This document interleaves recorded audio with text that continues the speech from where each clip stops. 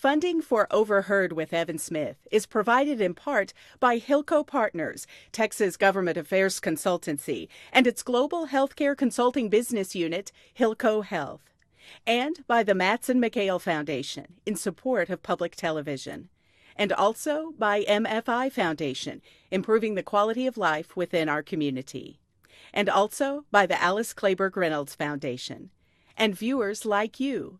Thank you. I'm Evan Smith. This week, he was an insurgent presidential candidate before that sort of thing was cool. And he pioneered the online fundraising play that everyone in politics takes for granted. The former governor of Vermont, the former chairman of the Democratic National Committee, he remains his party's go-to guy on health care and hitting Republicans where the sun doesn't shine. He's Dr. Howard Dean.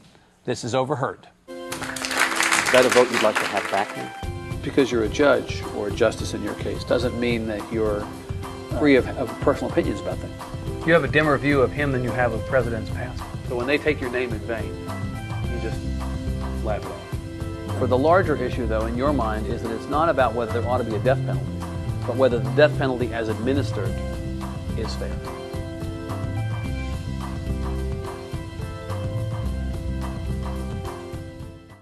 Governor, good to see you again. Nice to be back in Austin. Thank you very much for coming and sitting with us today.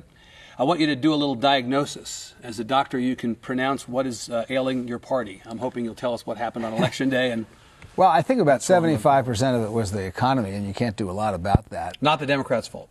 Well, not exactly, no. I mean, we were losing 700,000 jobs a month before Barack Obama took the oath of office, and now we're gaining between 65 and 100,000. So it's, you know, we are in recovery, but most people don't feel like that. And we've got a little ways to go. This was a pretty bad recession, as recessions go. So, you know, the electorate was pretty grumpy. The next problem is that a lot of the young folks who elected Barack Obama didn't vote. And the reason for that was, I think that the president and his people misunderstood what folks wanted when they said change. They thought it was just about health care reform and things of that sort. But what people really wanted, particularly the Republicans and the independents who voted for him, is change in the way business is done in Washington. And I think what happened was the president got in there and he hired a whole bunch of people at his very top, the very top staff that have been there for 20 years, and those are not exactly the people that are going to change the way business is done in Washington, and that didn't happen. Right. And that's a problem. In the end of the day, I don't think it was because health care didn't go far enough or all that, although I think it didn't. I think it was really because the spectacle of making deals with the health insurance companies and the hospitals and all these different interest groups, and the average person who's struggling felt, you know, okay, so what's the government doing for me? But every administration comes to Washington talking about changing the tone of Washington. George Bush did. Barack Obama did. Is it possible that it's impossible to do it? No, it's not, but it's not easy. But I think people really believed Barack Obama. I don't think they believed George Bush or Jimmy Carter or anybody else. Why do you think they believed Barack Obama and didn't believe the others? Barack Obama represents a new generation. More people voted in the 2008 election who were under 35 right. than did who were over 65. That hasn't happened in my lifetime in politics. This is a candidate and now a president who is put in by a new generation. This generation is very different than ours in some ways. There are fewer people on the right and fewer people on the left. They are not inclusive. They're not tolerant, but they're inclusive. They're truly multicultural, as I like to say on the college campuses. Is just true. Everybody has friends of every race, color, creed, and sexual orientation, and they all date each other. And that wasn't the way it was. So that's a huge change. And what did they do? They elected the first multicultural president in the history of the country. And yet, did he squander the mandate or the goodwill, at least, that he generated in that election? Well, some. Again, I think 75% of it was the economy, which I don't think you can blame him for. And then the mismanagement of the health care bill was a big piece of it because of all the deal-making that went on. And a very, very concentrated attack. You know, we shouldn't forget that Republicans are incredibly good in opposition. They're not very good at running anything because ideologues who don't care what the facts are can't run anything, and which has been shown in the past. But they are incredibly good. They're very disciplined. Their message is you know, they can look you right in the eye and say stuff that's absolutely not true and repeat it 59 times whether the media debunks it or not. And it's a very effective opposition tool. The economy, as you alluded to, has actually started to come back. And in fact, but for the recovery plan that the president put in, we might have had it worse. That's true. But that's not a good way to campaign. Well, but I want to know why he didn't sell us on that or, frankly, on any of the other accomplishments over the last 2 years. Well, he has a record to run on, but he didn't run on. I don't know the answer to that question. It's incredibly perplexing.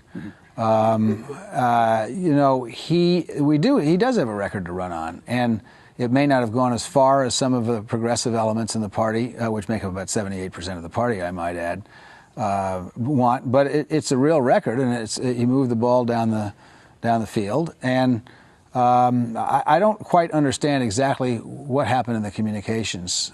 John Alter of Newsweek, who wrote a book about the first year of the Obama administration, says it is a communications problem. Do you buy that? I think I buy that a fair amount. I think it's very complicated. Again, the economy is 75% of it.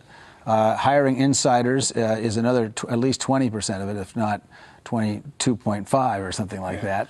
And then the rest of it is maybe communications. I don't know why that couldn't get done. I think he did do a good job in the last 5 weeks, really get out and selling. But when the public gets in a mood like that, they're either going to, you know, there's often a surge at the end, and that's what we saw. Right. The mismanagement of health care, as you referred to it. I want to hear you get inside that and tell us what he should have done differently. Well, first of all, you know, I'm not a huge fan of President Bush. But if President Bush had wanted that bill on his desk, it would have gotten on his desk by July 31st, not March 31st, and it would have been run through reconciliation. That's the first thing. Second, so you can't take 13 months. I don't agree with the people that said you shouldn't have done health care first. He was right. That was the president that did that, and he should get credit for that. But taking 13 months to do it is crazy. The second thing is, if you're in the Senate and you need 60 votes and that's all you have, and you can't figure out that the last three curmudgeons in the Senate who are going to want, you know, Cornhusker bailouts and Louisiana purchases aren't going to screw up the bill and write it the way they want, then you shouldn't probably be in the Senate. And thirdly, who puts a bill in that you have to defend before it goes into effect for 2 elections, not 1? Not only did we hang out all these people who lost last week to dry, but the president hung himself out to dry because he's got to explain the bill again in 2012, and most of it won't be into effect. And the reality is most people still don't understand what kind of benefits they're going to get from it. They're not going to understand it until it goes into effect, and it doesn't go into effect until 2014. Right. So, I mean, this was really badly run. I'm interested to hear you praise, I know you're not a fan of President Bush's, but I'm interested to hear you praise the style, if not the substance. Yeah, I mean, here's what President Bush understood. Yeah. People want toughness and firmness in a president. Yeah. They don't want to see a lot of debate. They want somebody who knows what they want and do it. I mean, most people did not agree with much of what George Bush did, and finally it caught up with them at the end. But they admire strength and toughness and resolve. Even against their self-interest. That's true. Right. People, as Bill Clinton famously once said, people will always vote for someone who's strong and wrong before they'll vote for somebody who's weak and right. Mm-hmm. So do you believe Barack Obama is weak and right?